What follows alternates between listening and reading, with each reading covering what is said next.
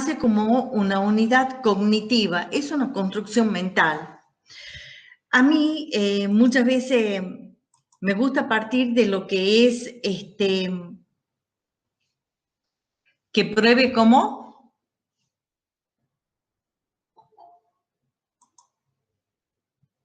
Que pruebe, no he visto lo que me dice. Perdonen, chicos, que me quedé callada. Estoy viendo si algún compañero quiere decir algo.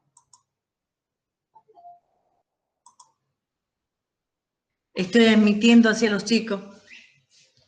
Yo muchas veces les digo a los chicos, me gusta partir de las cosas simples para poder llevarlas después a lo que puede ser más complejo, ¿no? Entonces, por ejemplo, vos, Adriana o Sofía, si estás en tu casa y necesitas salir, vos no decís, mamá, llámame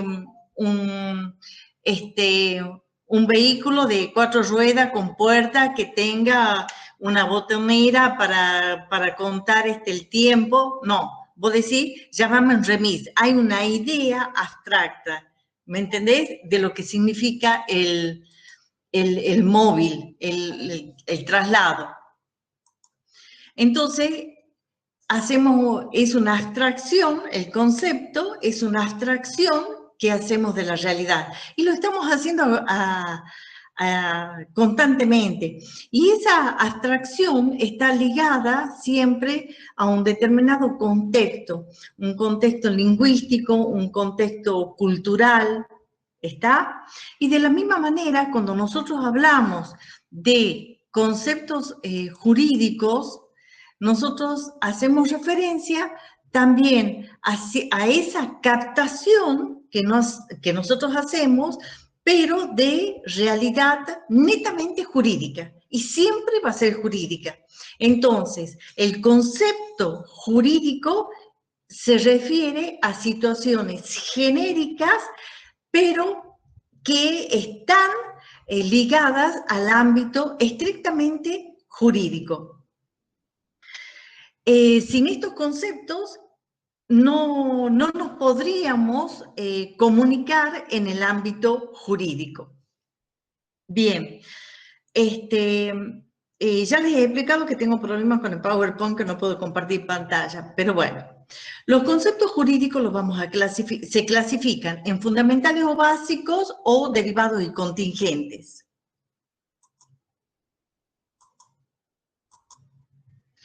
¿Por qué son fundamentales?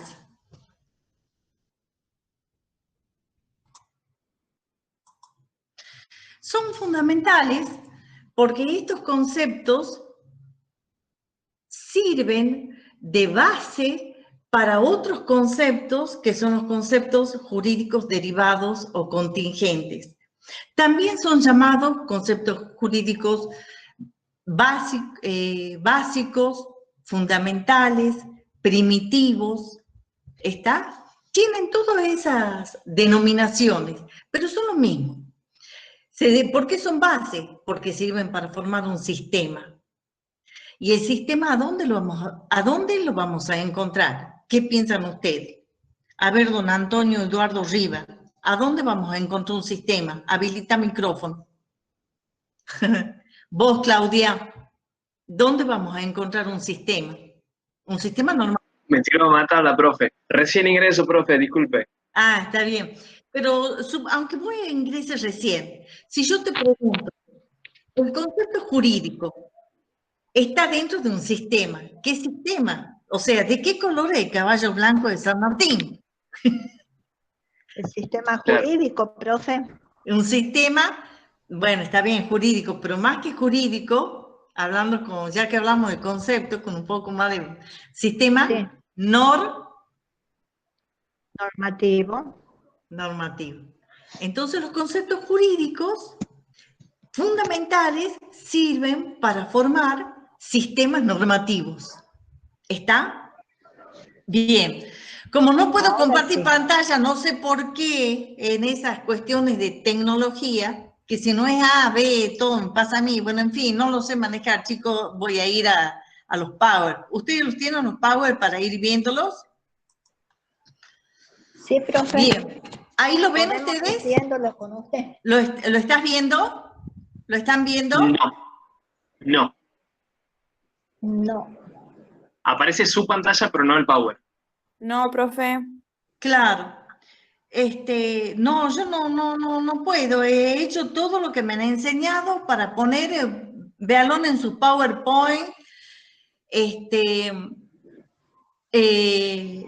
Y bueno, vamos hablando, les voy explicando. Sí, profe. ¿Cuáles son las características fundamentales de los conceptos jurídicos fundamentales? Porque ya hemos dicho que ya hemos dado el concepto, hemos dicho cómo se clasifican los conceptos jurídicos, y ahora, ¿por qué son importantes? ¿Cuáles son las características? Primero, se trata de conceptos jurídicos fundamentales primarios o primitivos. ¿Por qué? Porque a partir de estos conceptos se derivan otros. Sirven para las ciencias jurídicas. ¿Por qué? Porque se refiere a situaciones netamente jurídicas. En tercer lugar, estos conceptos jurídicos fundamentales traspasan todas las ramas del derecho. Es decir, no solamente lo vamos a encontrar en el derecho civil, en el derecho penal, en el derecho administrativo, sino también en otras ramas. Así, por ejemplo, muchos de estos conceptos fundamentales, no todos, pero muchos, están en el Código Civil y Comercial de la Nación. ¿Sí? ¿Pero qué significa? Cuando pasan a otras ramas, es decir, son tomadas por el derecho penal, este concepto jurídico fundamental es tomado por el derecho penal no vuelve a repetir el concepto, o sea, no vuelve a dar el concepto que ya está dado en el Código Civil, sino que se va a referir a ese concepto de manera supletoria, aplicando supletoriamente el Código Civil, conforme está en el Código Civil. ¿Está claro? De igual manera, la característica que tiene los conceptos jurídicos fundamentales es que traspasan a todas las ramas del derecho.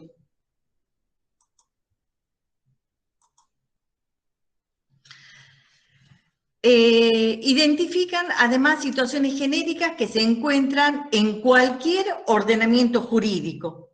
¿Qué significa? Que si está en el ordenamiento jurídico de Argentina, va a estar también en el ordenamiento jurídico de Brasil, ordenamiento jurídico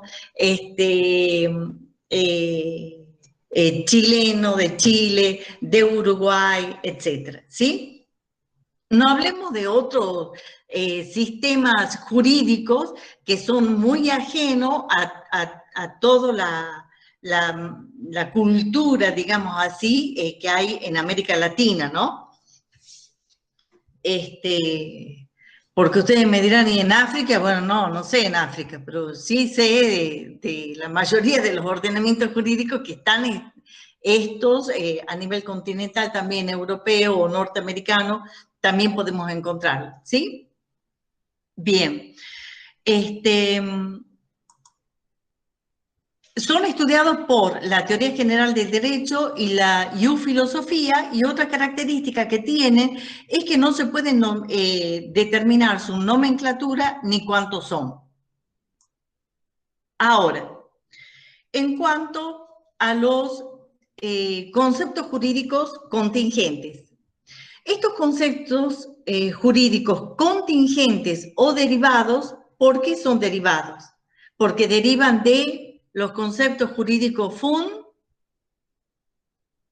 fundamentales. ¿Está? De los fundamentales, sí. Bien. Entonces, sin los cuales no podrían existir.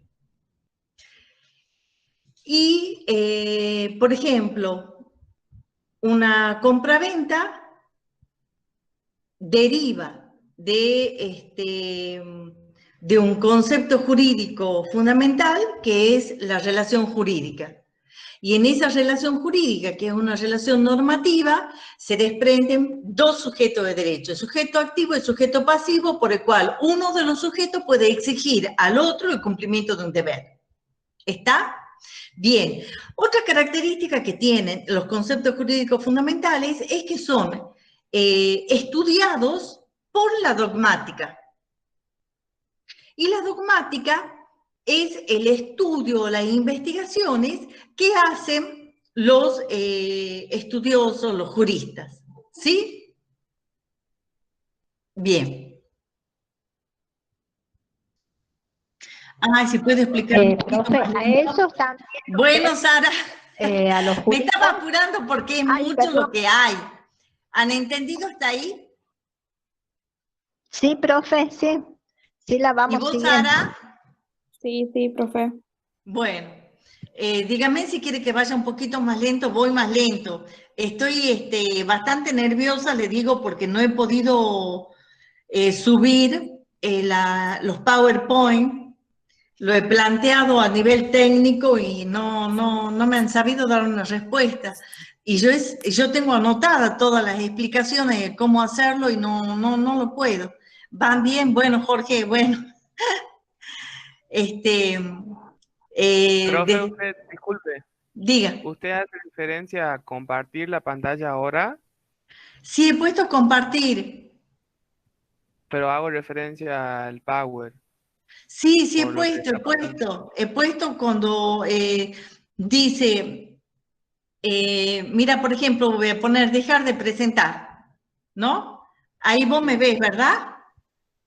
ahí veo a todos la cuadrilla, digamos. Ahora bien, ahora yo pongo presentar ahora, pongo ventana, pongo el Power, ahí está el Power, y pongo compartir, pero ya me ocupa toda la pantalla mía. ¿Entendés? ¿Y ustedes me Ahí ven? está, profe.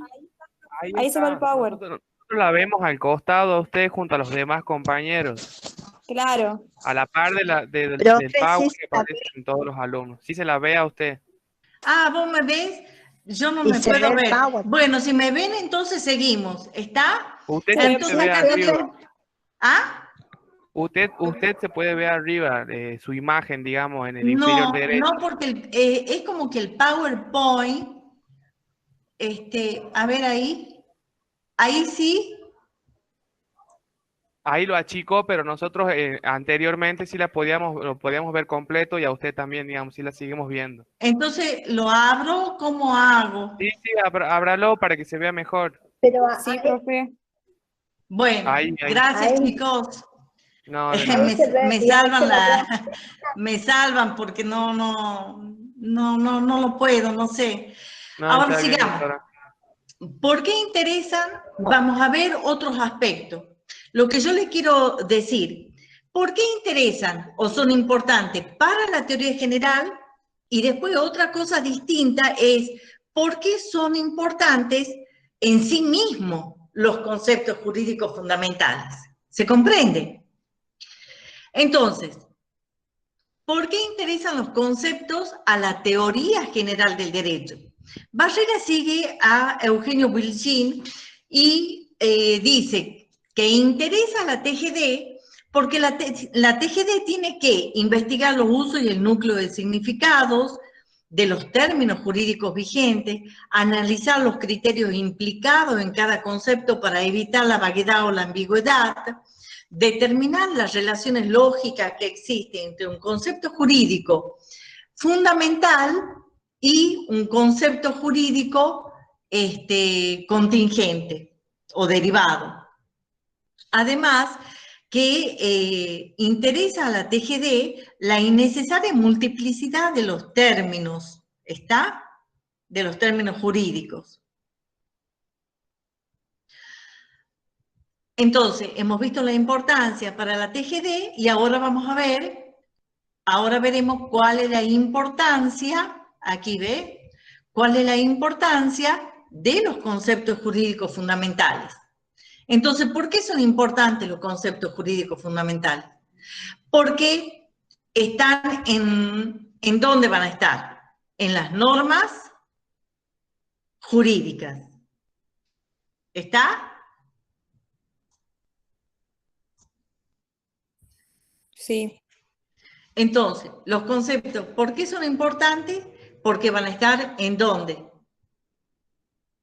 Tadeo, ¿a dónde van a estar los conceptos? En las normas jurídicas. Habilitada el En micrófono. la norma jurídica. Entonces, cuando nosotros hablamos de norma jurídica, hablamos en plural. Van a estar en las normas jurídicas. ¿Por qué? Cuando yo hablo de normas jurídicas, me estoy refiriendo a un conjunto de normas, a un sistema normativo, y ese sistema normativo es el que forma ¿qué es lo que has rendido el último? El ordenamiento jurídico. El ordenamiento jurídico.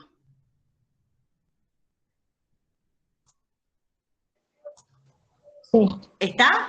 Entonces, ¿ves vos cómo se va armando? Entonces, ¿por qué es importante? ¿Por qué son importantes los conceptos jurídicos? Porque ¿a dónde los vas a encontrar los conceptos jurídicos? ¿En un libro de Barrera? Bueno, ahí está una explicación. ¿En los autores? Claro. No. ¿A dónde van a estar? No. Tadeo, ¿a dónde van a estar? En el ordenamiento jurídico. En las normas, en el ordenamiento jurídico. En la... Entonces, ¿por qué son importantes? Porque vos, cuando seas abogado, cuando vos seas defensor, cuando vos seas juez, cuando quieras defender algo, vos te vas a valer de esos conceptos para situarte en determinada relación jurídica, para defender determinada postura, para decir esto es tal cosa y no es tal otra. ¿Se comprende? Entonces, el concepto jurídico es importante porque están en las normas jurídicas y porque establecen los efectos jurídicos. ¿Ok? Directora.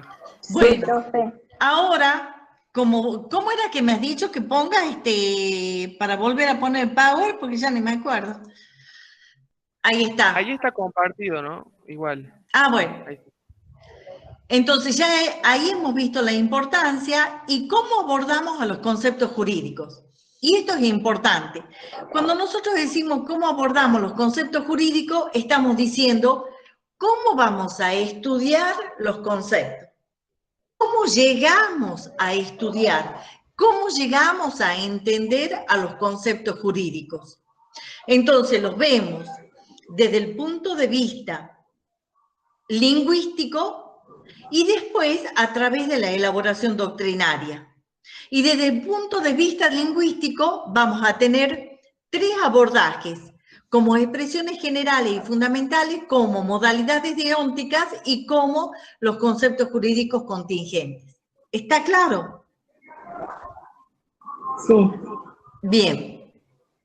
Sí, profe. Entonces, hemos dicho, ¿por qué son importantes los conceptos? Es como volver a repetir, pero no importa, más vale repetir y que ustedes así lo vayan aprendiendo, porque esto es repetición y comprensión. Están en las normas y que forman los sistemas, el ordenamiento jurídico, se establecen los efectos. ¿Y por qué el primer abordaje es lingüístico? Porque las normas utilizan el uso prescriptivo del lenguaje. ¿Y cuál es el uso prescriptivo del lenguaje? Es aquel que establece o indica las acciones que el sujeto debe realizar. Ahora bien, nosotros hasta este momento, es decir, hasta esta unidad, siempre hemos simbolizado al ordenamiento jurídico como la pirámide jurídica de Merck, que era discípulo de Kelsen. ¿Está? Sin embargo, en esta oportunidad, la propuesta mía, de la doctora Pacheco, es que podamos ver a los conceptos jurídicos fundamentales como dentro de un ordenamiento jurídico, pero simbolizado a través de este gran árbol. Entonces, ustedes viendo la figura de este árbol, ¿pueden ver las particularidades, las individualidades que tiene el árbol? Claudia. Sí, profe, es un árbol muy particular, ¿no? Tiene Es ramas, particular, las raíces no es para individuales. hablar del árbol, es lo que yo he elegido para este ejemplo. Hay que saber elegir también para dar un ejemplo. Es ¿Sí? perfecto. Sí, es Sí, perfecto, la perfecto. verdad. Entonces, ¿son los distintos niveles de la pirámide de Merck? no, mi ¿O amor, son la ya te explico clasificación de yo. la... Ustedes ven las individualidades, Sí, ¿verdad? sí, Bueno, hay individualidades netamente diferenciadas, pero todo forma una unidad, ¿no es cierto? sí. Sí. Bien, Sí. nos quedamos ahí, después volvemos a la figura esa. Cuando nosotros decimos vamos a estudiar los conceptos jurídicos fundamentales como expresiones generales y fundamentales, es porque dentro de ese sistema normativo, dentro de ese ordenamiento jurídico, existen otra correlación más concreta y visible dentro de la norma. Entonces, dentro de este árbol, que es el ordenamiento jurídico, existen otras correlaciones que son muy concretas y visibles, netamente inteligibles, individualizadas, particularizadas, pero siempre forman como unidades, como pequeñas unidades, ¿no? Pero siempre están dentro del árbol, forman parte del árbol, como que formarían parte del ordenamiento jurídico. ¿Está? Sí, Entonces, sí. volvemos a repetir. El primer abordaje es a través de estas expresiones generales y fundamentales. ¿Por qué? Porque dentro de ese sistema normativo existe otra correlación más concreta, más visible dentro de la norma, como un conjunto de palabras que forman como conjuntos planetarios, con manifiesta unidad, pero siempre dentro del ordenamiento jurídico. Entonces, son partes dotadas de individualidad propia, perfectamente diferenciadas de las restantes por su función y por su finalidad.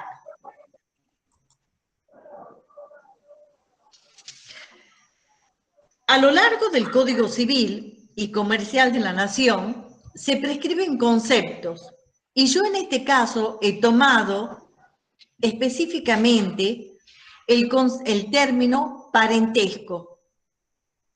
Y el Código Civil en el artículo 529, que después ustedes lo pueden googlear, al que no tenga el Código Civil y Comercial, lo pueden googlear y expresamente dice así.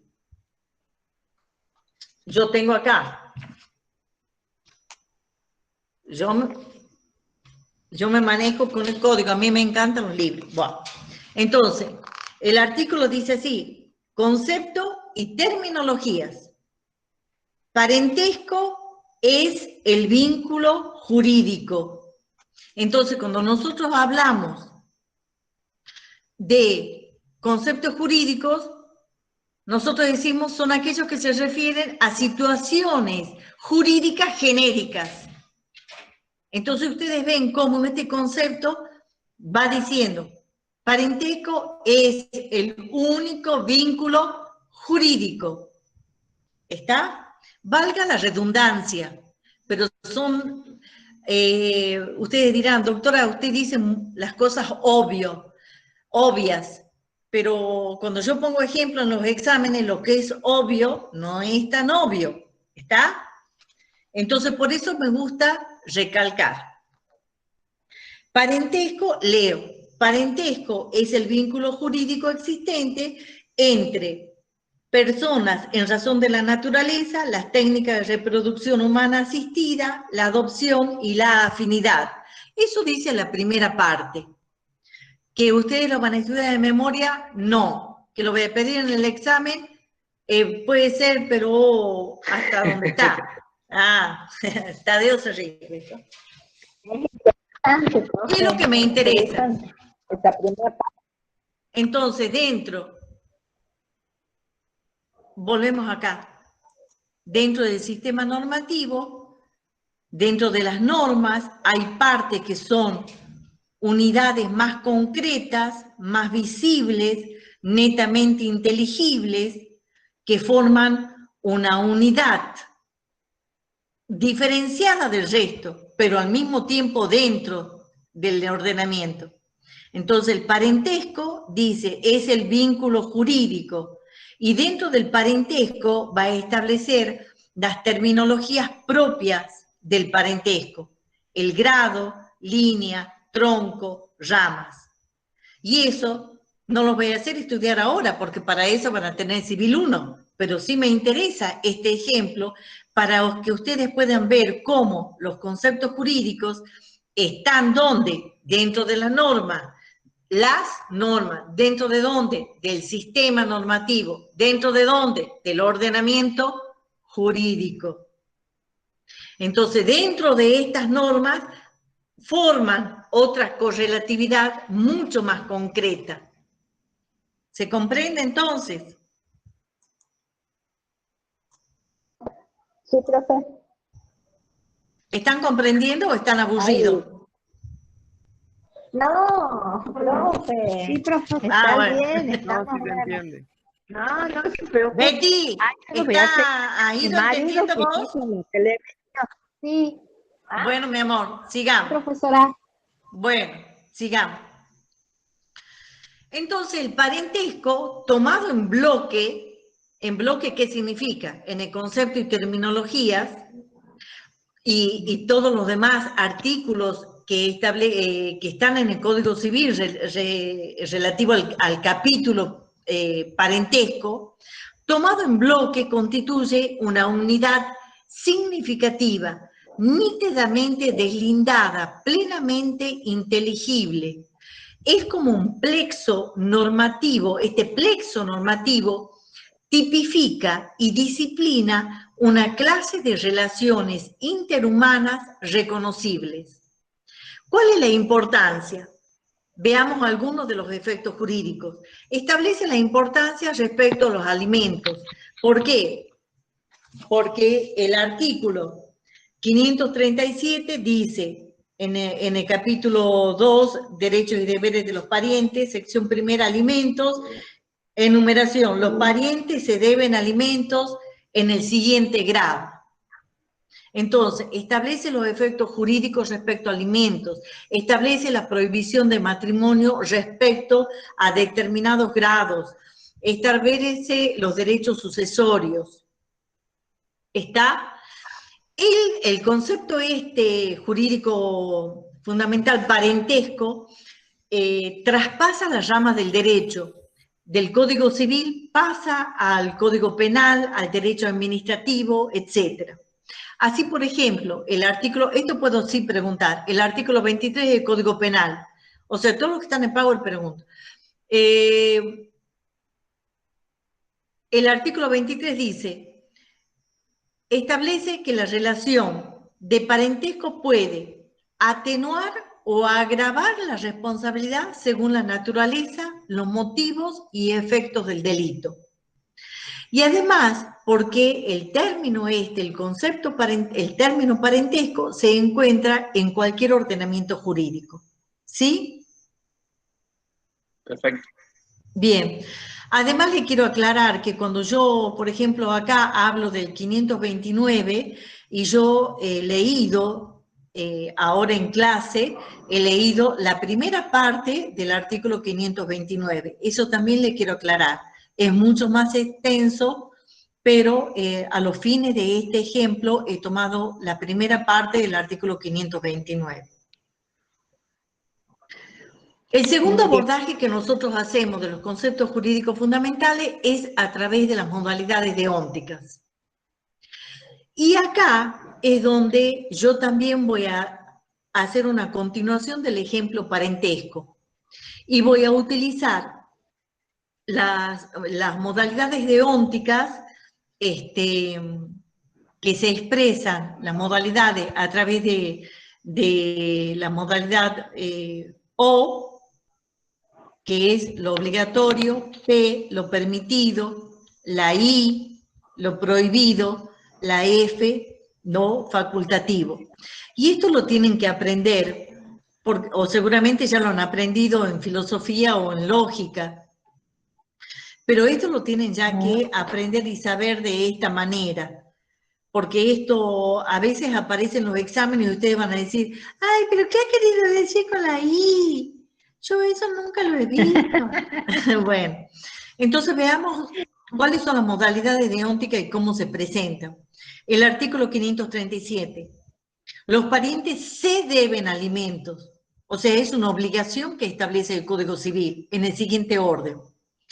Lo permitido, el 564. Las personas nacidas a través de técnicas de reproducción humana asistida pueden obtener información de los datos médicos del donante. Entonces ustedes ven que acá hay entre paréntesis punto suspensivo, quiere decir que continúa el artículo, pero yo no doy todo el artículo. ¿Está? Es al simple efecto del ejemplo este. Lo prohibido. La interdicto sería, ¿no? Lo prohibido. El 558 dice, ninguna persona puede tener más de 2 vínculos filiales. Lo facultativo, 574, es posible el reconocimiento del hijo por nacer, quedando sujeto al nacimiento con vida. ¿Está? Bien. ¿Hasta ahí van Sí, comprendiendo? Sí, ¿Chicos? sí, nos estamos ayudando con el Power. Bien. Sí, profe. El tercer abordaje es a través de los conceptos jurídicos contingentes. Entonces ya hemos dicho de los derechos jurídicos contingentes, que son aquellos que derivan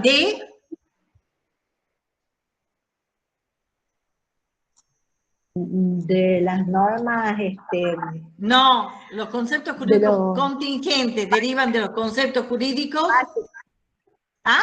básicos o fundamentales. Ok. Sí. Entonces, otra de las características es que estas figuras o estas instituciones son específicas de ciertas ramas del derecho y que pueden o no estar en el derecho positivo. Pueden o no estar. ¿Está? Permiso, chicos, para tomar un poquito de agua.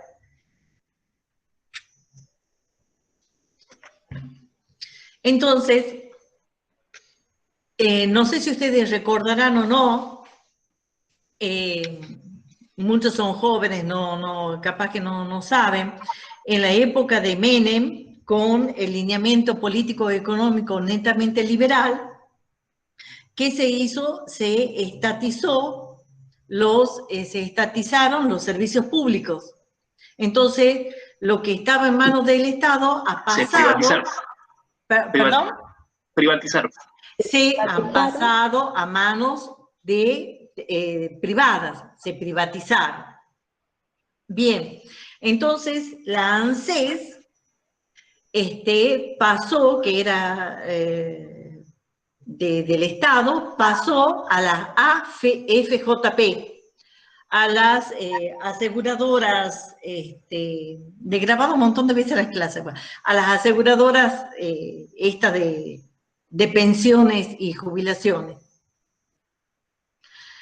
Y después, en la época ya que vino el gobierno kirchnerista, a partir de ahí se volvieron a estatizar todos los servicios públicos, ¿sí? Entonces, las EFJP, como concepto jurídico contingente, han estado en nuestro ordenamiento jurídico, obviamente, y han servido para un determinado momento. ¿Está? Y esto no implica que estén en otros ordenamientos. Pueden o no estar en otros ordenamientos jurídicos. ¿Sí? Ah, sí, ahora sí le entiendo del ordenamiento. Que puede o no estar. Claro, puede o no estar. Bien. Yo me acuerdo de esa época, pero yo ya soy viejita. Somos, querida, somos. Bueno, no digamos, profe. Bien. Sí, sí, Bien. de acuerdo. Entonces, acá viene la segunda parte, digamos así, porque yo lo iba a dividir en dos a la clase, pero no, ahora sigo, porque después está el otro PowerPoint de la continuación. Cuando abordamos a los conceptos jurídicos a través de la doctrina, yo acá tomo de barrera, tomo a 3 autores, no a todos, porque yo, por ejemplo, el ejemplo de parentesco, y como yo lo abordo, no está en barrera, es lo que yo lo doy. Porque a mí me parece una cuestión muy práctica y actualizada. Pero también hay otra cuestión que yo no lo he dicho, que era la propia crítica que yo le hago al ejemplo de parentesco. Yo me hago la propia crítica, ¿no? Entonces, y esto también lo voy a decir acá, porque a Filmina me pasé. Yo considero que el parentesco se trata de un concepto jurídico fundamental por los argumentos expuestos, por los efectos jurídicos, porque traspasa la rama del derecho, porque se encuentra en otros ordenamientos jurídicos. Además, me sirve para plasmar claramente la formación de unidades independientes e interrelacionadas de los conceptos jurídicos dentro del ordenamiento jurídico. ¿Está? Ahora, también se puede esgrimir, y ustedes me pueden decir, pero doctora, el parentesco responde a otro concepto jurídico mucho más primitivo, que es la persona humana y sin la cual no existiría. Y yo les voy a decir, sí, es verdad, tienen razón, puede ser. ¿Por qué? Porque también la evolución tanto de la persona como de la codificación exigen replantear como investigación de la TGD y de la U-filosofía cuáles son los conceptos jurídicos fundamentales respecto de los cuales nosotros ya hemos dicho dentro de los caracteres de los conceptos jurídicos fundamentales que no hay una nomenclatura, ni tampoco se saben cuántos son y que es tarea de la TGD, de los investigadores de la TGD, replantear cuáles son todos los términos que forman parte de los conceptos jurídicos fundamentales. Pero lo que a mí me interesa sobre todas las cosas es que se pueda ejemplificar cómo están insertados los conceptos dentro de las normas. ¿Estamos hasta ahí? ¿Hasta ahí está claro, chicos? ¿Sí? Sí. Bien.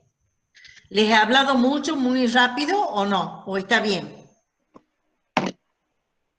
No, perfecto, profe. La Bien. única consulta, usted dijo entonces que no toma el concepto de barrera, sino de estos 3 autores. O sea, para el examen nosotros tenemos en cuenta estos 3 autores. Sí, estos 3 autores.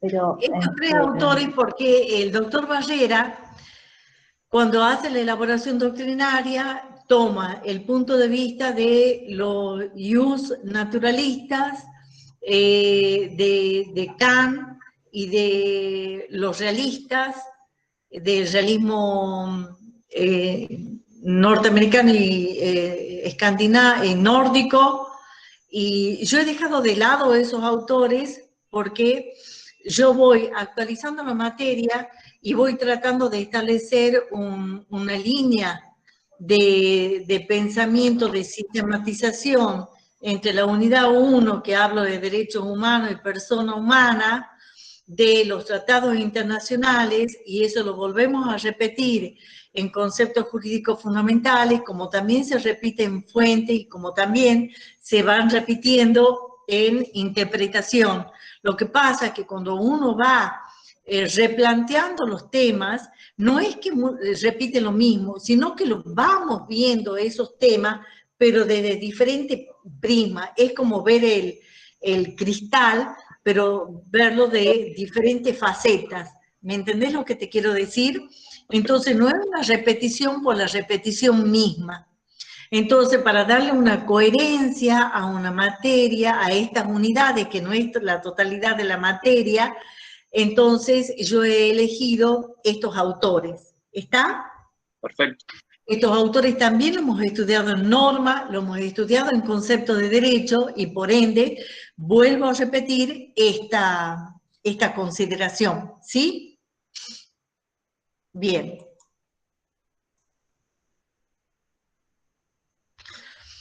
Tomo, los primeros dos autores que tomo corresponden, son Jung positivistas y estos dos autores han resaltado y han trascendido hasta el día de hoy por la precisión explicativa y la coherencia metodológica. Estos autores son Hans Kelsen y Wesley Hoffel, quienes en la tradición continental y anglosajona respectivamente han sentado las bases de los conceptos jurídicos básicos. Cuando nosotros abordamos Kelsen y ustedes para poder entender a Kelsen, este autor es el autor de la teoría pura del derecho. Entonces, cuando ustedes quieran o relean un autor, siempre tienen que volver al punto de partida. Tienen que volver y repasar y releer cuál es el concepto de derecho y tenerlo presente, porque eso les va a clarificar. Porque un autor, cuando sienta postura en algo y construye a través de esa postura, construye toda una línea de pensamiento. Entonces, así también va a ser Kelsen. Kelsen es fiel como Hoffel o como Kant o como Santo Tomás. Cada uno de ellos tiene una postura y una dirección respecto a la cual no va a cambiar. Bueno, Kelsen, después de la Segunda Guerra Mundial, hace un pequeño viraje, ¿no? Pero eso lo hemos dicho, ya lo hemos explicado. No es tema de ahora. Bien.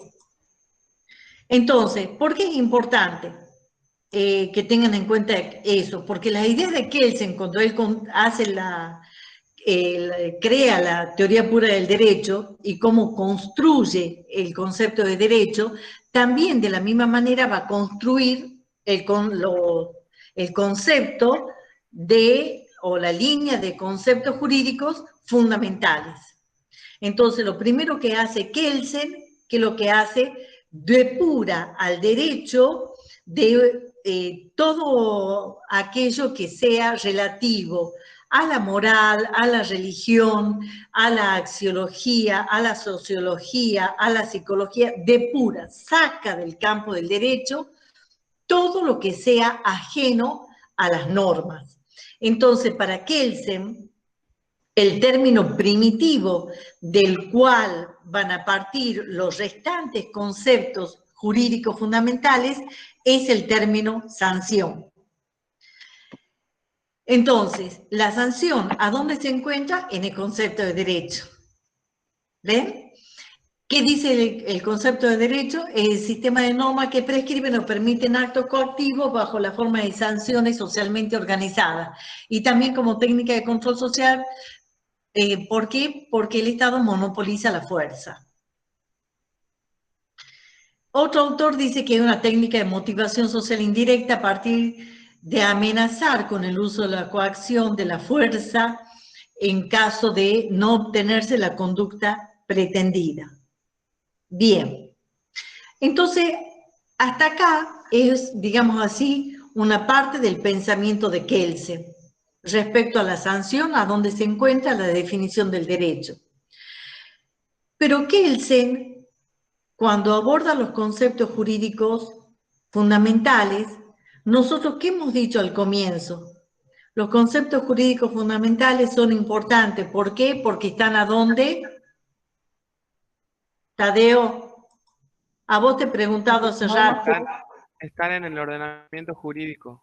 Bien, ¿o están en dónde? En las normas jurídicas. En las normas jurídicas, ¿ves?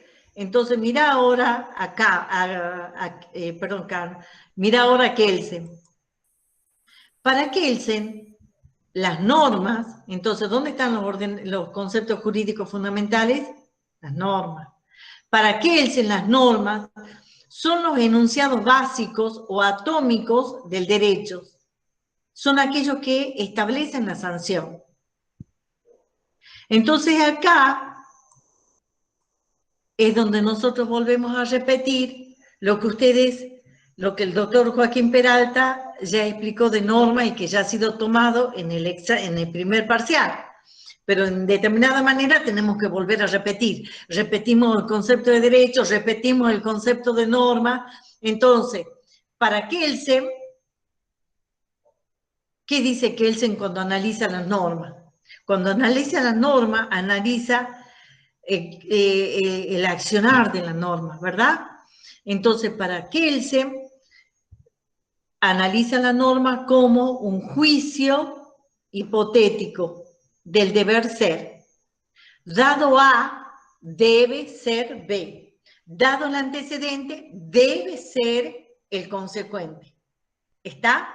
Entonces, ¿cómo está enunciado? El que matare, por ejemplo, el ejemplo típico que damos nosotros, el que matare a otro es el antecedente. Será reprimido, ¿está? Será reprimido el deber ser. Debe ser reprimido, será reprimido con 8 a 25 años de prisión o reclusión. ¿Está? Bien. Eso por una parte. Entonces, cuando Kelsen, al hablar de los conceptos jurídicos fundamentales, y ya voy anticipando acá esto, no lo quiero mezclar con Hofer, no se va a mezclar, pero lo voy anticipando. Kelsen pone el acento, cuando habla de norma, cuando habla de conceptos jurídicos fundamentales dentro de la norma, él pone el acento en el deber. Y eso ustedes lo tienen que tener así como marcado a fuego. Y es lo que lo va a diferenciar de Cosio. Porque Kelsen habla únicamente de deber. Y esa es su concepción. O por lo menos su primera concepción, que después la quiere subsanar, pero queda ahí estructurada esa lógica. ¿Está? Sí, profe. Bien. Sigamos con la próxima. Entonces, el concepto jurídico primario de Kelsen es la sanción. Entonces, y acá, esto les quiero enseñar, la distinción entre sanción, coercibilidad y coacción. Estas tres palabras, estos tres términos, no son lo mismo. La sanción es la amenaza de consecuencias ominosas ante el incumplimiento de deberes jurídicos, es la etapa de amenaza. La coercibilidad es la posibilidad del uso lícito de la fuerza para constreñir al cumplimiento de los deberes jurídicos. Es el momento en que el juez dicta sentencia y particulariza la amenaza.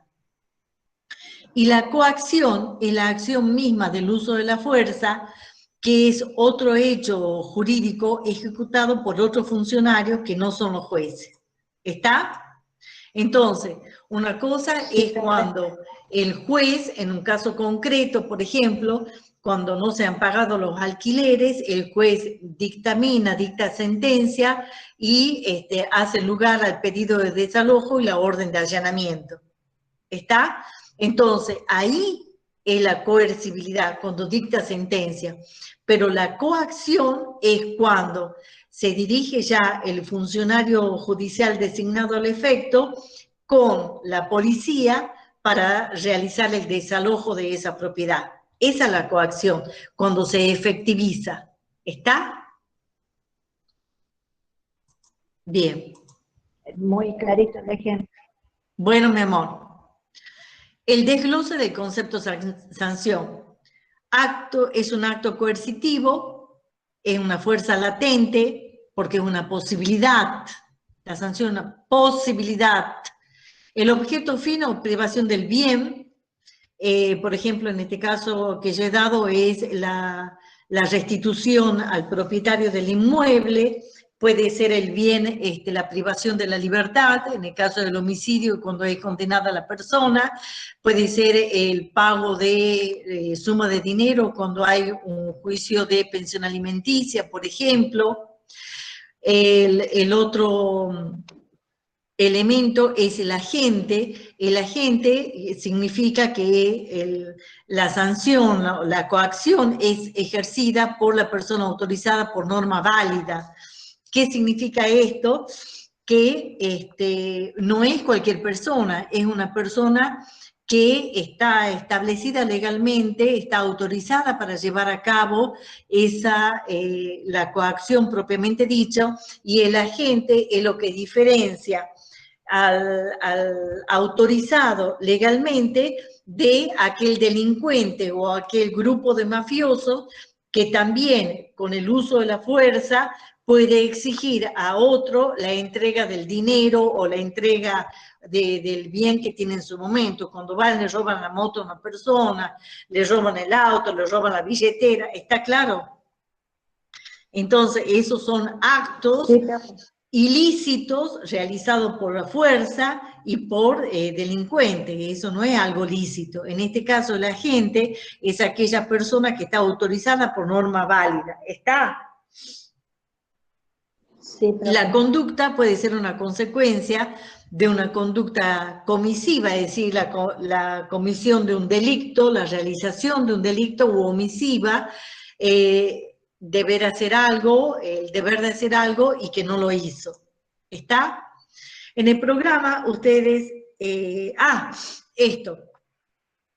Kelsen se apoya en el concepto sanción para definir los otros conceptos jurídicos fundamentales como delito, derechos subjetivos, responsabilidad, capacidad jurídica, competencia, etcétera, etcétera. Los cuales, hasta ahí nada más, esto no los desarrollo. Las críticas que le hacen a Kelsen, Eugenio Bulligin y Carlos Alchurrón. ¿Cuáles son las críticas? Son dos las críticas. Primero, que es algo que también ya hemos visto cuando se lo critica a Hart. Cuando Hart critica a Austin, mejor dicho. Acá también se le hace una crítica similar a Kelsen. No todas las normas, no todos los enunciados que están en el sistema jurídico imputan sanciones coactivas. Por ejemplo, en el término parentesco, ¿verdad? Está el concepto y las terminologías, y en esos enunciados no hay sanciones. Sí lo puede haber más adelante cuando dice es nulo el matrimonio entre padre e hijo.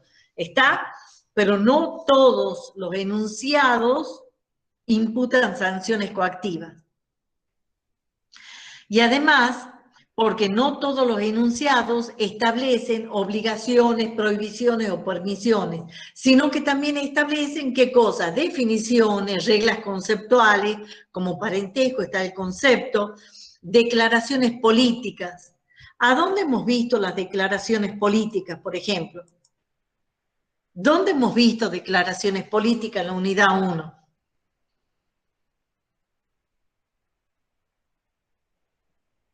Antonio.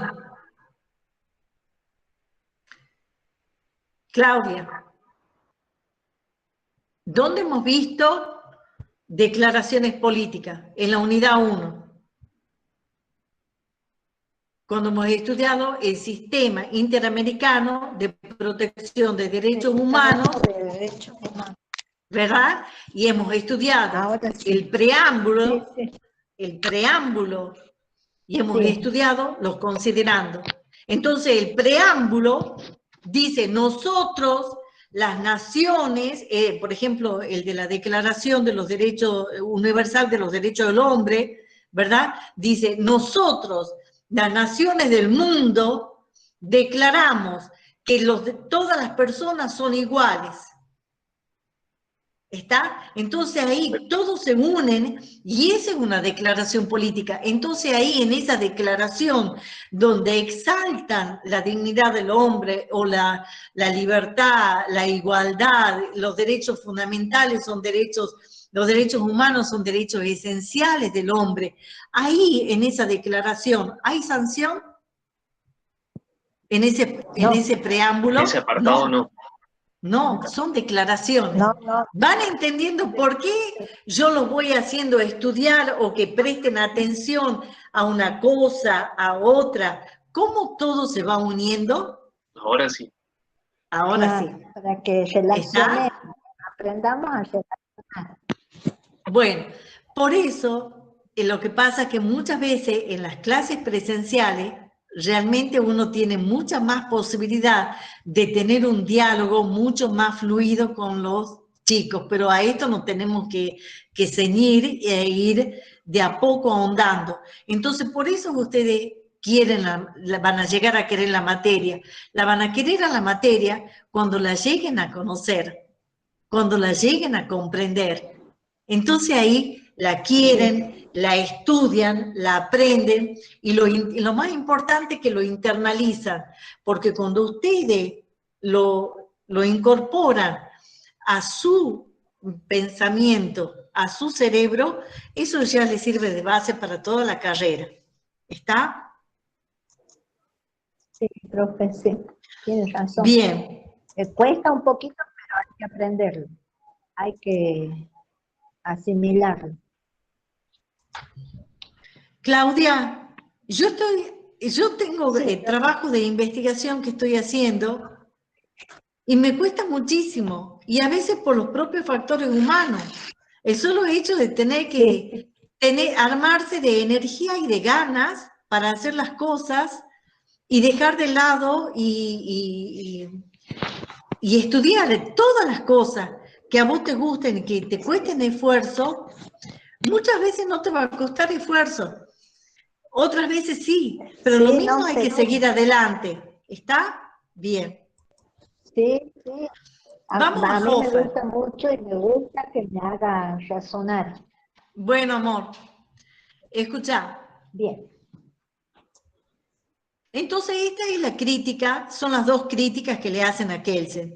Una, que no todas las normas o los sistemas tienen coacciones, tienen sanción, y no todas las normas tienen obligaciones, prohibiciones, sino que también tienen reglas conceptuales, declaraciones políticas, etc.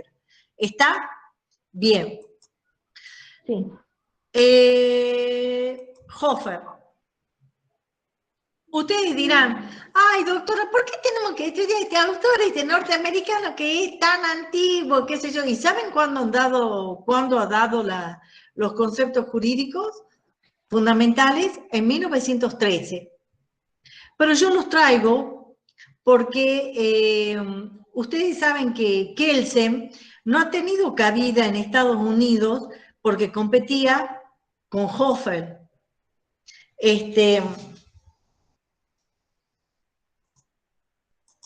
Hasta en eso los norteamericanos usan la protección. No solamente de mercado, de tecnología, todo, hasta lo suyo propio, ¿no?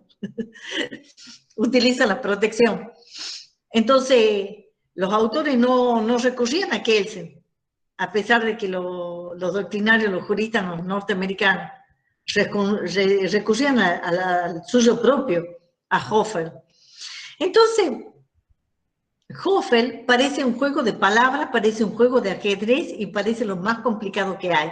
Y en cierta manera es un juego de palabras. Entonces, les digo esto porque les puede llegar a servir a ustedes como futuros doctrinarios, como futuros abogados, para que ustedes lo tengan en cuenta cuando estén ante cuestiones sumamente complejas.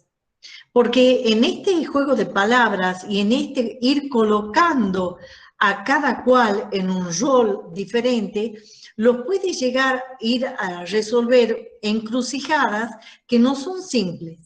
Entonces, y acá hablamos de situaciones muy, muy complejas. ¿Está? Entonces, Para eso era utilizado Hofer por los jueces norteamericanos, para resolver cosas sumamente complejas, de los cuales yo voy a exponer solamente un artículo, un punto de vista, un ejemplo, y sobre ese ejemplo voy a preguntar y el otro lo dejo planteado en el Power. Para mayor ilustración de ustedes, los invito a ir al doctor Barrera. ¿Está? Hofer parte de las expresiones jurídicas usuales y busca el núcleo del significado. Y de las expresiones jurídicas usuales, ¿por quién?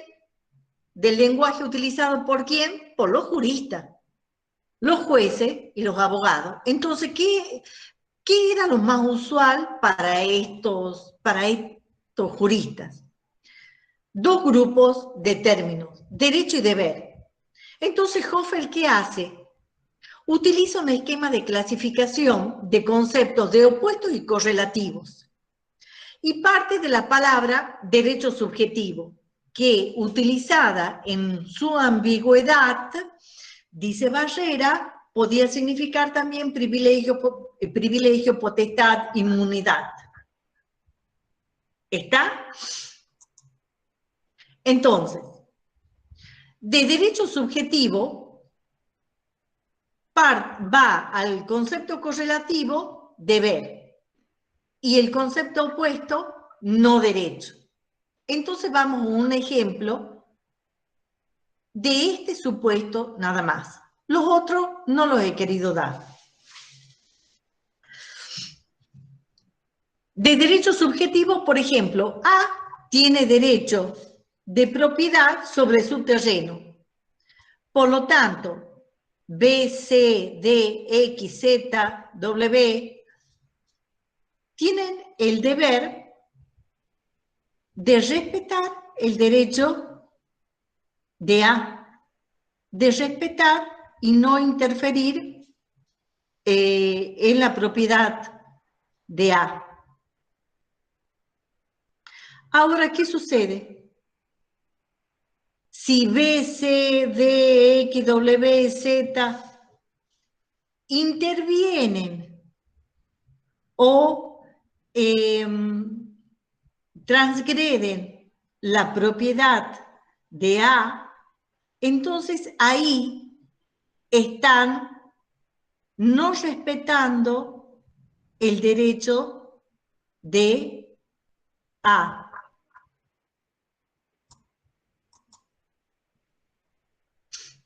¿Está? Entonces, parecería como un juego de palabras, pero a ese derecho subjetivo que tiene A le corresponde el correlativo y el deber. El deber del otro es respetar. Entonces, B, C, D tienen el deber de respetar. Y el opuesto es que B y C, D no tienen derecho de invadir la propiedad. ¿Sí? ¿Está claro, Tadeo? Ok. Yo a veces digo Tadeo, Antonio, Clara, porque son ustedes los que me aparecen, no me aparecen los demás chicos, les pido disculpas, pero bueno. No, sí está bien, profe. No hay problema. Ahora vamos a Carlos Cosio.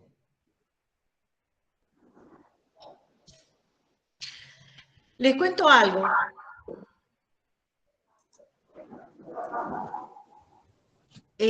Carlos Cosio,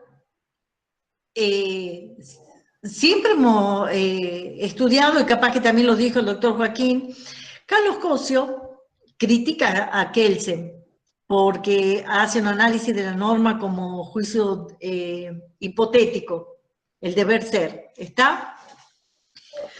Pero también Carlos Cosio alaba a Kelsen. Y a mí me gusta decir cuando otros pensadores, cuando otros doctrinarios son opuestos uno del otro, pero se respetan. Piensan diferente, pero se respetan. Entonces eso me gusta transmitirle a ustedes, porque está en la bibliografía doctrinaria este aspecto, para que ustedes también vean y para también enseñarles que hay que respetar, porque no se puede discriminar. Ustedes dicen, no existe discriminación, sí existe discriminación. No existe falta de respeto, sí existe falta de respeto. Porque no se piensa igual, porque no se es de el mismo partido, porque no se está dentro de un partido. Yo no estoy alineada, les cuento, no estoy alineada a ningún partido político.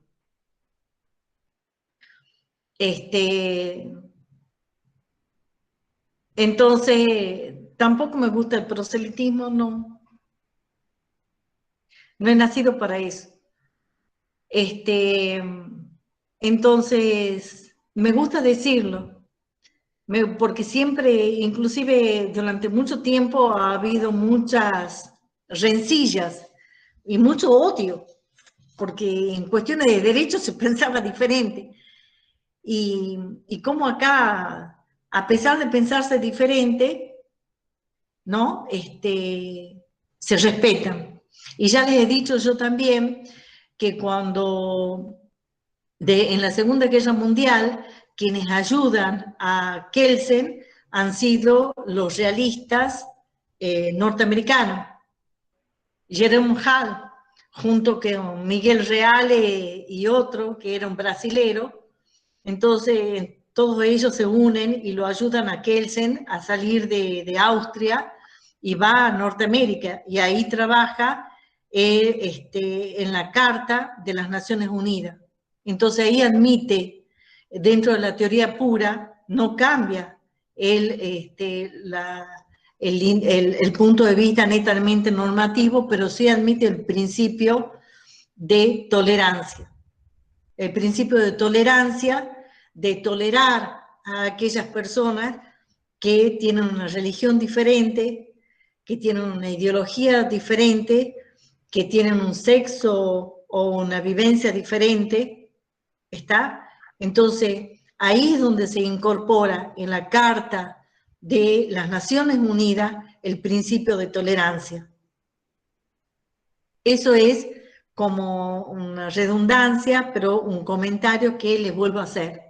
Entonces, Cosio se aparta de Kelsen porque tiene otra mirada de las normas, pero también sí lo alaba. Y lo alaba porque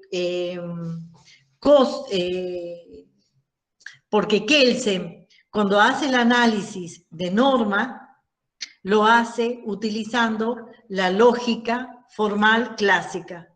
Y Cosio también está en el lineamiento de la lógica formal clásica. ¿Está? Pero ahora vamos a las diferencias. Cosio, él considera las normas no como un juicio hipotético, no poniendo el acento en el deber. Dado A debe ser B, o en el deber jurídico, ¿está? Sino que Cosio pone el acento en el juicio disyuntivo a través de la cópula O. Entonces,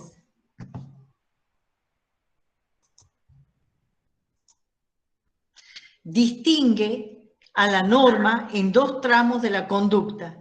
La conducta lícita, que es la endonorma, y la conducta ilícita, que es la perinorma, pero tanto lo lícito como lo ilícito son dos tramos, pero está dentro de la norma.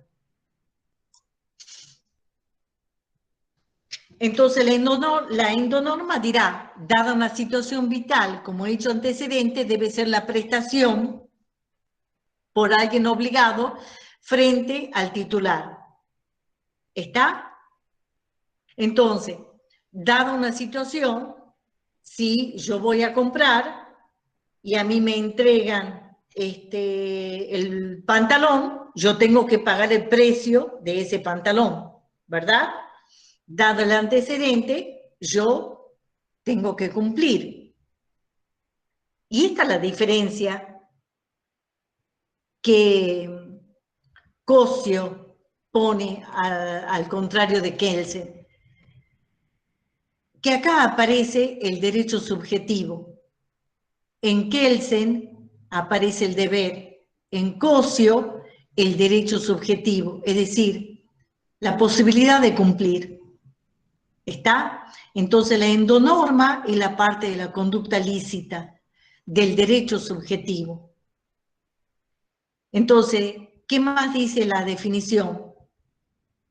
La norma está compuesta de dos tramos, la endonorma o perinorma. Dado el entuerto, es decir, la transgresión, es decir, el incumplimiento, debe ser la sanción a cargo del funcionario obligado por la comunidad pretensora. ¿Está? Entonces, ¿qué es lo que pasa? Cuando Cosio da y acá viene la parte importante, una de las partes importantes también. Cuando Cosio da el análisis de norma, primero, no considera solo el deber, sino que va más allá, considera el derecho subjetivo. ¿Está?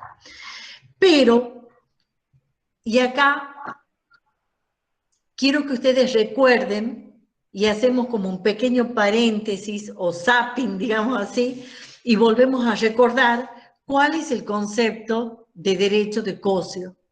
Cosio define el derecho como la interferencia intersubjetiva de conductas consideradas en su libertad, es decir, en libertad fenomenalizada. Y ustedes me dirán, doctora, ¿qué tiene que ver la definición del derecho con lo de norma? Tiene que ver. ¿Por qué? Ya les he dicho, cuando un autor tiene una postura, es fiel a esa postura, es fiel a ese lineamiento.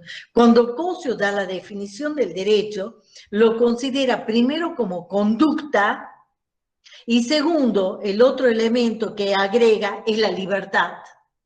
Y esto es el kit de la cuestión, es el punto central de la cuestión, para que ustedes entiendan la diferencia. Entonces, cuando Cosio dice la norma está compuesta por la endonorma o perinorma, o sea, dado el antecedente, tiene que ser el cumplimiento. Entonces ahí aparece el derecho subjetivo. Y la libertad, van a decir ustedes, está ahí. En la posibilidad de cumplir. En el derecho de cumplir. En el derecho que tienen tanto el sujeto activo como el sujeto pasivo. El sujeto activo de exigir. El sujeto pasivo tiene el derecho de poder cumplir. Entonces ahí está la libertad. Pero esto va mucho más allá de los sujetos dentro de la relación normativa. Que al integrarse la libertad, Cosio tiene dentro del ordenamiento jurídico una visión mucho más amplia. Entonces, al insertar la libertad, al insertar la posibilidad de cumplimiento, inserta la posibilidad de que las personas actúen conforme sus propios derechos. Y esto es lo que se denomina el axioma ontológico. Es lo que se denomina el axioma de la libertad. ¿Está? Y después lo vamos a ver representado como principio de clausura. Pero no quiero ir a ese punto ahora. Quiero ir a Cosio. Porque Cosio, cuando agrega la libertad, la agrega como un prius y dice la libertad es un prius. ¿Qué significa? Es lo primero. Y si es lo primero, ¿está dónde? ¿Está dentro o fuera del hombre? Dentro. Está dentro del hombre. Entonces, si la libertad es lo primero, si la libertad está en el hombre, es el hombre el que puede actuar. Y esto, ¿cómo está representado en el ordenamiento jurídico? Esto está representado a través del artículo 19. Y esto es muy, muy importante, porque el artículo 19 es clave. El artículo 19 dice, ningún habitante de la nación puede ser obligado a hacer, ningún habitante de la nación será obligado a hacer lo que no manda la ley, ni privado de lo que ella no prohíbe.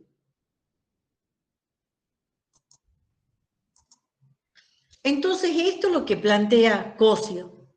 Ningún habitante de la nación puede ser obligado a hacer lo que la ley no manda. O sea, si la libertad está primero, la ley no me puede decir a mí qué es lo que yo tengo que hacer. La ley tiene que limitarse a establecer aquellas conductas que están prohibidas. Porque si fuese lo contrario, estaríamos en un régimen dictatorial. Entonces, si ustedes ven cualquier película o film de la Segunda Guerra Mundial, por ejemplo, y ustedes ven cómo los tenían a los judíos, ¿no es cierto? Entonces, los judíos, ¿qué es lo que tenían que hacer? Tenían que hacer únicamente lo que estaba prescripto, permitido que hagan. ¿Está? En un régimen dictatorial te van a decir, no, se pueden reunir 2 personas, se puede hablar únicamente de música y que no sea música con determinados temas. Se puede transitar de tal hora a tal hora. Entonces ahí no está la libertad. Está la obligación. Lo que Cosio plantea es, al insertar el prius, la libertad como prius, o sea, la libertad primero, la libertad en el ser humano, es que el ser humano puede ejercer sus derechos cuando quiera, cuando desee. El artículo 14 de la Constitución habla de los derechos de la libertad de asociación, de religión, de trabajar, de estudiar. Pero no dice, vos o ustedes o los que nazcan ahora o de aquí en más van a estudiar tal cosa. Que en otros países, por ejemplo, sí hay, dicen, necesitamos técnicos agrimensores y no permiten otro estudio que los técnicos agrimensores, por ejemplo. ¿Se comprende? Profe, Sí. disculpe, Bien. podría ser en aquella antigua Unión Soviética que medio le elegían la profesión a los habitantes cuando era la antigua Unión Soviética.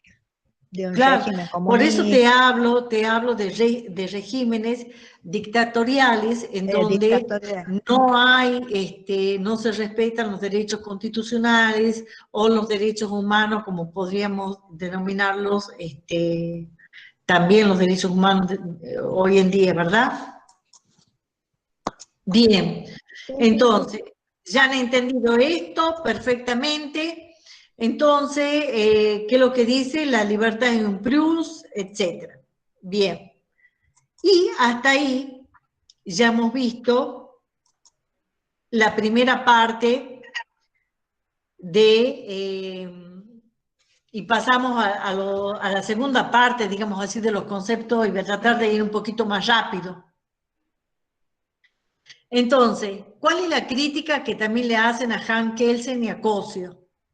La doctrina entiende que ambos trabajaron en base a la formalización de la lógica aristotélica y que muchas investigaciones de la lógica moderna han quedado ya superadas y se utilizan las modalidades de óntica de lo prohibido, lo permitido, lo obligatorio, lo facultativo. ¿Sí? En cuanto a los esquemas de los conceptos jurídicos principales, nosotros tenemos que es la persona. Nosotros ya hemos visto de la unidad 1, con la definición de Sosa Reto, que la persona es el elemento esencialísimo, ¿verdad?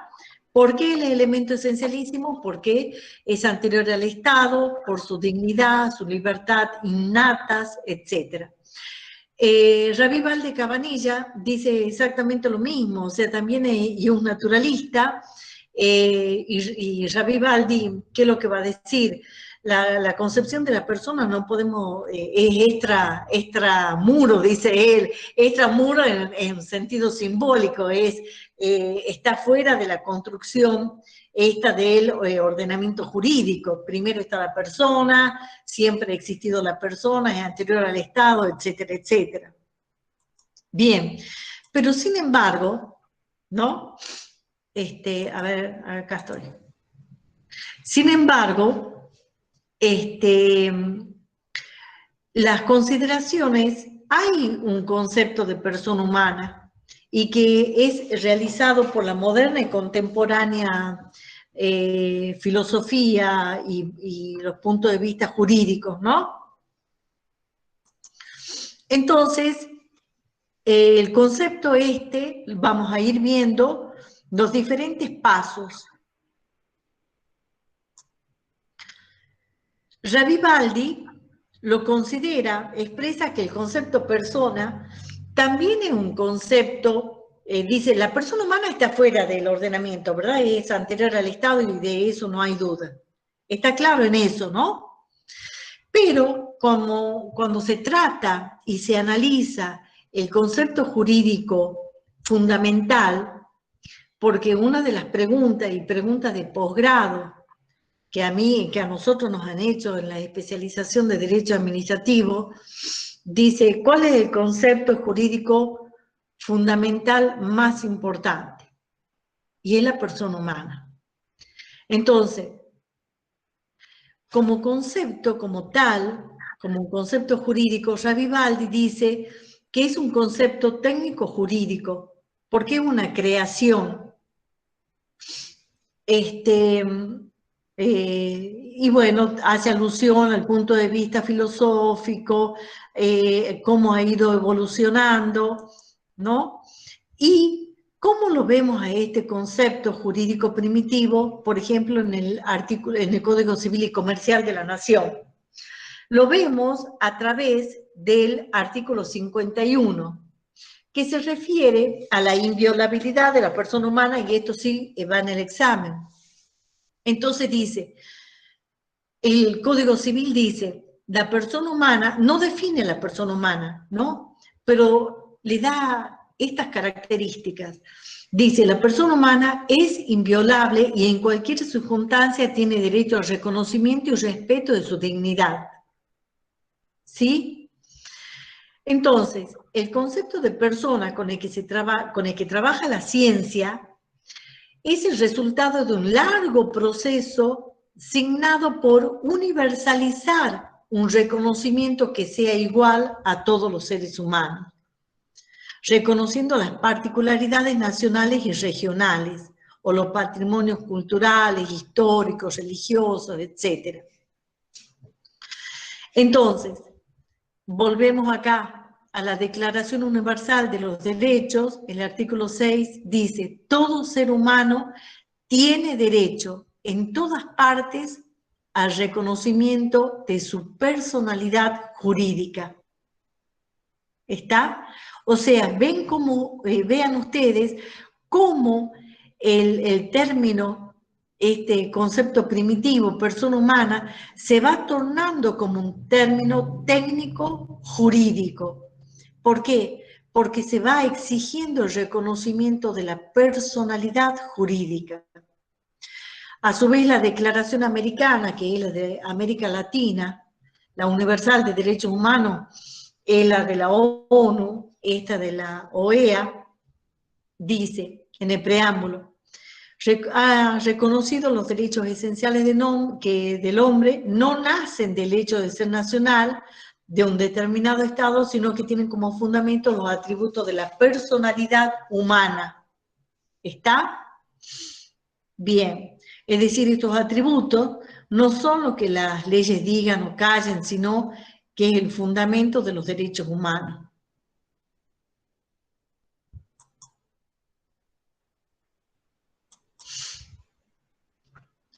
Entonces, el término persona humana es un concepto técnico jurídico que surge de consideraciones filosóficas, modernas y contemporáneas.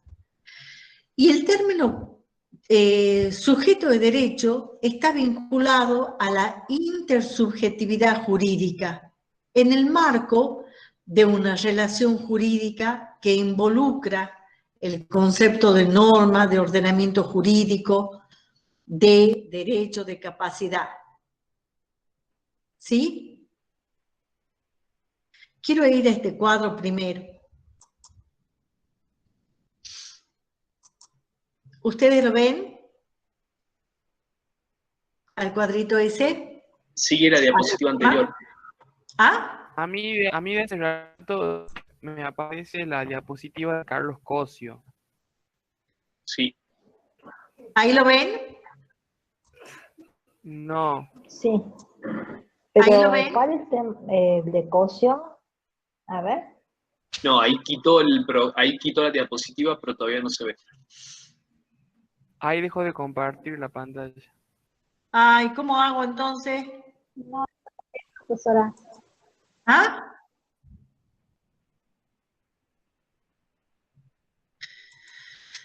El compañerito que nos ayuda siempre, Tadeo. ¿Ahí Tadeo? No, profe, ahí no se está viendo. Ahí está presentando. Ahí. ¿Ahí Se está está? abriendo. Ahí se está abriendo. Ahí está. Ahora sí. Ah, bueno. Entonces, cuando nosotros Ay, hablamos, por Tadeo. ejemplo, del término, estoy haciendo la distinción, quiero hacer la distinción entre persona humana y sujeto de derecho. Cuando nosotros hablamos de la persona humana, hablamos en libertad, ¿verdad? Como existimos cada uno de nosotros. Y cada uno de nosotros podemos entablar relaciones humanas, es decir, la coexistencia diaria, en familia, con la sociedad. ¿Está? Y estas relaciones humanas se pueden transformar en una relación jurídica. ¿Por qué? Porque están normadas, establecidas por las normas que establecen los efectos jurídicos en relación a los hechos jurídicos. Y acá en esta relación jurídica es donde la persona se transforma en la intersubjetividad en sujeto de derecho. ¿Se comprende eso o es como un juego de palabras? Yo estoy sola en mi casa, ¿verdad? Entonces, soy un ser humano, obvio, una mujer, una persona humana, tengo libertad, tengo dignidad, estoy en existencia, bien.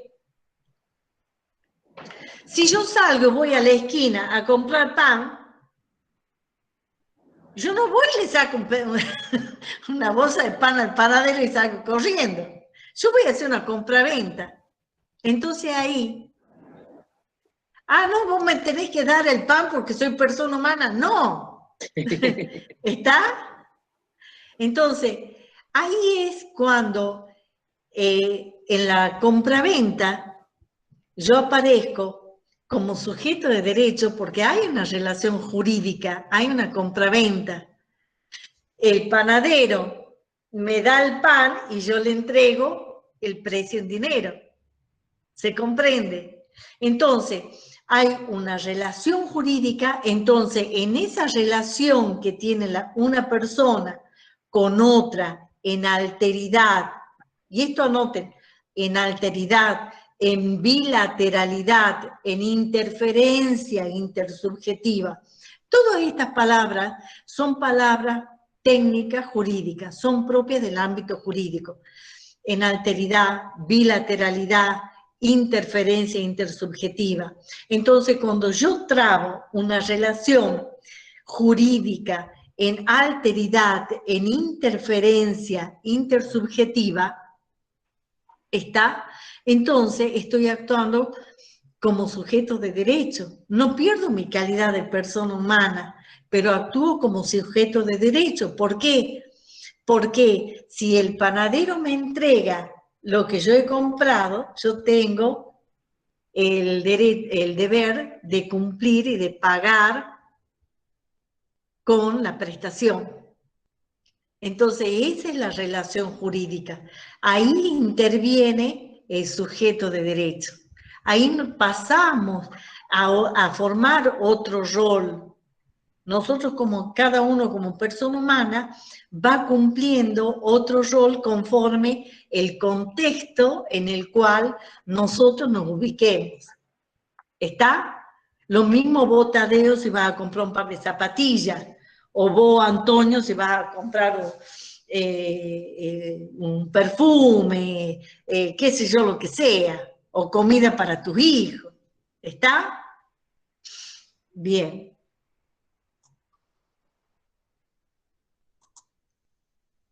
Veamos distintos tipos de sujetos. Me ha parecido interesante esta propuesta. Sujetos de derechos individuales, cuando el hombre está en unidad, solo, sin compañía, como tal. ¿Está? Y acá tenemos, por ejemplo, al concebido y a la persona natural, o sea, cada uno de nosotros. Sujeto de derecho colectivo, a diferencia de la individualidad, está determinado por un grupo de personas que buscan un objetivo común para satisfacer sus intereses. Tenemos, por ejemplo, la persona jurídica.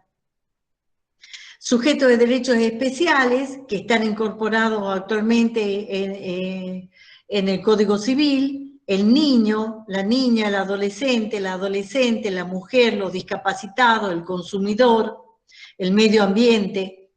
¿Está? Inclusive están consumidores y el medio ambiente en el artículo 41 y 42 de la Constitución Nacional. Pasemos acá ya para ir terminando. La relación jurídica se plasma, ¿a dónde? En las normas. Entonces, y el contenido de las normas son las conductas humanas, obviamente. Entonces, ¿qué es la relación jurídica? Es la relación normativa. Entonces, nosotros acá nos estamos ya refiriendo a conceptos jurídicos fundamentales.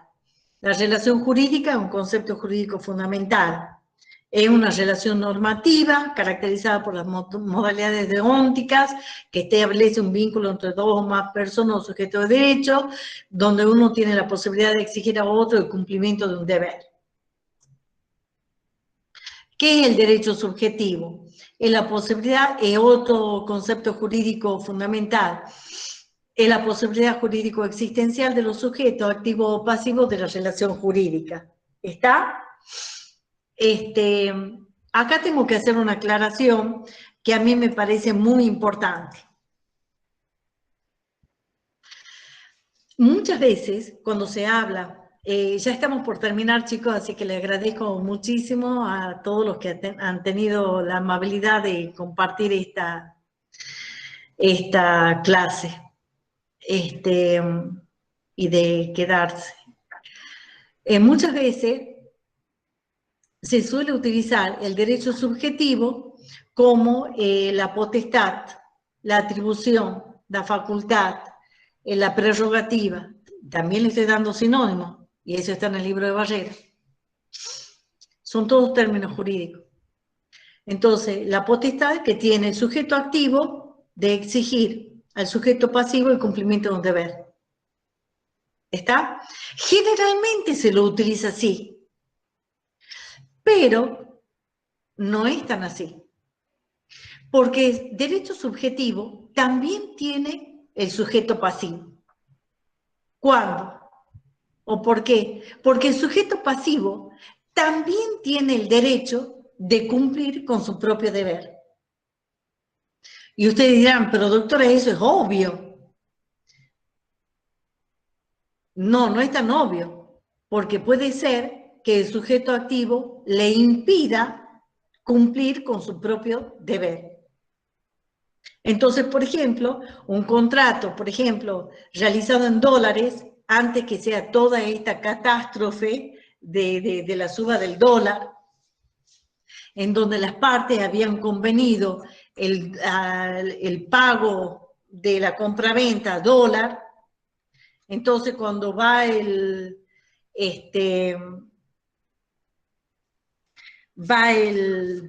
sujeto pasivo a querer cumplir el dólar a 70 pesos, el comprador le dice, no, yo no te recibo. Yo no te recibo ese precio. ¿Por qué? Porque hay un desajuste económico, porque el dólar ha aumentado, porque la situación económica, los parámetros económicos son los míos, porque yo voy a tener una pérdida notoria, etcétera, etcétera, etcétera. ¿Sí? Entonces, ¿qué hay que hacer? Se plantea el caso judicialmente, se hace un depósito judicial como una manera de ir cumpliendo con la obligación hasta que se resuelva el caso. ¿Está? Entonces, no siempre, o lo que les quiero significar a ustedes, que se pueden presentar muchos casos en donde el sujeto activo pueda impedir el cumplimiento de la obligación, del deber jurídico. ¿Está claro? Entonces, frente a la pregunta, ¿el derecho subjetivo corresponde únicamente al sujeto activo? ¿Ustedes qué van a decir? Que no. No. El derecho subjetivo corresponde tanto al sujeto activo como potestad, prerrogativa, privilegio o poder de exigir a otro el cumplimiento de un deber, como también pertenece al sujeto pasivo como la potestad de poder cumplir con su propio deber jurídico. Y esto es lo que Cosio denominó derecho de potestad de señorío, ¿sí? O potestad de derecho de inordinación o potestad de señorío. Es ese derecho que tiene el sujeto pasivo de cumplir con su propia obligación. Es un derecho de señorío, esto destinado al sujeto pasivo. O potestad de inordinación, destinado al sujeto pasivo. Bien, así me gusta, que presten atención. Bueno, ya estamos terminando. Bueno, eso es lo que, ahí está la filmina, lo que ya les expliqué. Veamos acá qué más. El deber jurídico, el correlativo de derecho subjetivo, consiste en una limitación heterónoma y coercible de la libertad humana en la relación jurídica, y la expresión positiva de la libertad como facultad de inordinación, lo que les acabo de decir. La facultad de inordinación es el derecho de cumplir con su propio deber jurídico. ¿Qué es el entuerto? El entuerto o transgresión o incumplimiento. Es una desviación, una anormalidad dentro del esquema de la relación jurídica. Ocurre cuando dejamos de cumplir con los deberes jurídicos, por ejemplo, cometiendo delitos en el ámbito penal, o no pagando los impuestos, o no cumpliendo con los contratos. Es decir, el incumplimiento, ¿cómo se llama? Entuerto o transgresión. Era la vieja perinorma, digamos. ¿Perdón? Era la perinorma, digamos, lo que consideraba perinorma. Claro. Pero no te olvides, escuchá, Tadeo, yo muchas veces los hago relacionar a ustedes y voy vinculando los diferentes temas de otra materia. Y otras veces también es conveniente sí tener presente otras posturas, pero también limitarte a la especificación que se da en el concepto. Porque en la perinorma de Cosio, ahí establece la sanción. Y cuando nosotros hablamos en el concepto jurídico fundamental de deber jurídico, no la incluimos a la sanción. Sí, está bien que vos relacionés, pero ojo, cuando vos relacionás, vos podés vincular ideas, pero también vos podés resaltar las cosas que no van, o los ingredientes o los elementos que no están. ¿Entendés? Entonces eso te va haciendo vos un hábil observador y un hábil pensador. Cuando vos ves en esa aparente igualdad que no es todo igual, que hay una desigualdad. ¿Se comprende? Perfecto. Y entonces eso a ustedes, que vos puedas llegar a establecer esas sutiles diferencias, es lo que vos siempre va a implicar en vos una formación y un acrecentamiento de la inteligencia aparte y un plus agregado en los trabajos que vos hagas, porque van a parecer iguales a los demás, pero van a ser diferentes, porque vos le estás añadiendo una diferencia. ¿Se comprende? Perfecto. Entonces, ¿ves? El entuerto también es la expresión de libertad, pero incursionando lo jurídicamente ilícito. Pero hasta ahí. ¿Está? Entonces, no agregamos acá el otro concepto jurídico que es la sanción. Acá hablamos de diferentes conceptos jurídicos. Relación jurídica, de acá, ¿ves? Hemos hablado en el esquema de los conceptos jurídicos fundamentales de la persona humana, la relación jurídica, hecho jurídico, norma jurídica, sujeto de derecho, sujeto activo, sujeto pasivo, transgresión, sanción y coacción, que ya hemos hablado recién. Y estas son unas hermosas imágenes en honor a Kelsen, de Austria, de Viena. Qué bonito, ¿no? Entonces... Qué maravilloso para conocer. Ah, bueno, ahí los dejo deseando para que estudien mucho y cuando vayan ahí se acuerden de la doctora Pacheco que dice qué bonita de esta ciudad. ¿Ah? Bueno, con esto ya me voy despidiendo de ustedes. Muchísimas gracias, chicos. Muchas gracias a usted, profesora. Y hasta la próxima clase, que es Interpretación del Derecho, que también les voy adelantando, he ido modificando algunas cosas, les he puesto con un poquito más de claridad, algunos power, y bueno, y voy a tratar de subir esta clase, así ustedes dispongan de esta clase para poder estudiar. ¿Ah? Profe, bueno. Interpretación del derecho de la unidad 7, ¿verdad? Sí, 6. 6. Derecho natural, que tiene que dar el doctor Joaquín, es la última. Bueno, chicos, muchísimas gracias. Gracias por haber compartido y por estar. A usted muchas gracias, profesora, y por bueno, modificarnos la fecha gracias. para la semana que viene. Muchas bueno, gracias. Chao, hasta luego. Bueno, chao. Chao, hasta luego.